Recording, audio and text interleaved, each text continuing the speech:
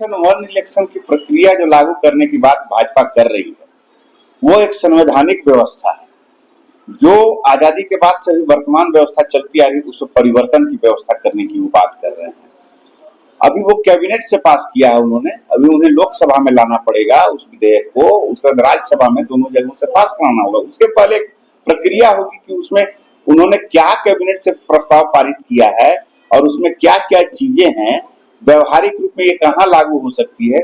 इसे पूरी तरह से विपक्ष उस प्रस्ताव को देखेगी और उस पर अपना मंशा, अपना मंतव्य देगी, उस पर बहस होगा। अब ये काफी लंबी प्रक्रिया है और ये निश्चित रूप से अभी जो वर्तमान चुनाव जो चल रहा है दो राज्यों में, उसे और आने वाले दो राज्यों के चुनावों को प्रभावित करने के लिए एक लॉलीपॉप का सहारा लिया जा रहा है। तो ये एक चुनावी सर्कमस्टेंसेस को भड़काने का, उससे लोगों को दिग्भ्रमित करने का, उसके अलावा कोई ये प्रक्रिया नहीं है। अभी ये लंबी प्रक्रिया है, इसके पीछे काफी सारे मसले हैं जिसे सुलझाने में काफी मशक्कत करनी पड़ेगी। उपलब्धियों को गिनाने का काम किया है माननीय मंत्री महोदया ने, वो बता दें कि उपलब्धियां कहाँ है। उनके शासन काल में देश में जितना अत्याचार महिलाओं पर बढ़ा है वो एक उदाहरण के रूप में आने वाले दशकों में पेश किया जाएगा। वो कांड जो अंतरराष्ट्रीय सुर्खियां बनी, राष्ट्रीय सुर्खियां बनी, जिस पर कि हर राज्य के लोगों ने अपने अपने ढंग से चुनावों के दौरान रिएक्ट किया है, तो वो उपलब्धियां नहीं है। उनके शासन काल में निर्माण से ज्यादा विध्वंस हुआ है।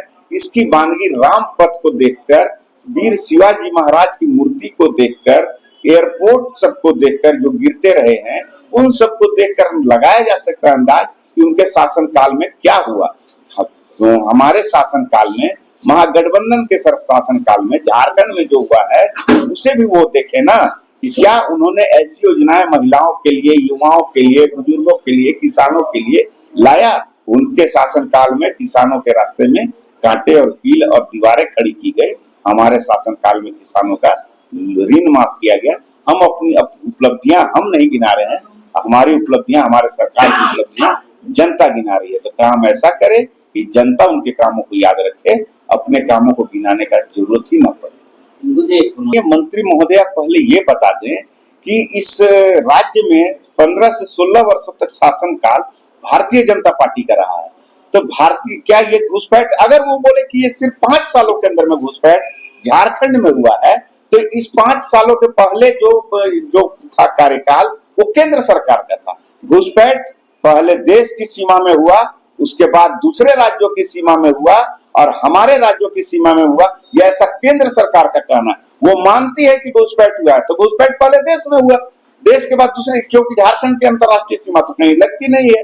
पश्चिम बंगाल की लगती है, आसाम की लगती है, मिजोरम, मणिपुर, उधर नॉर्थ ईस्ट के अन्य राज्यों की लगती है। तो पहले वो ये क्लियर करे ना कि देश में घुसपैठ हुआ या फिर हवाई जहाज किसी और रास्ते से झारखंड में उनका प्रवेश हुआ है।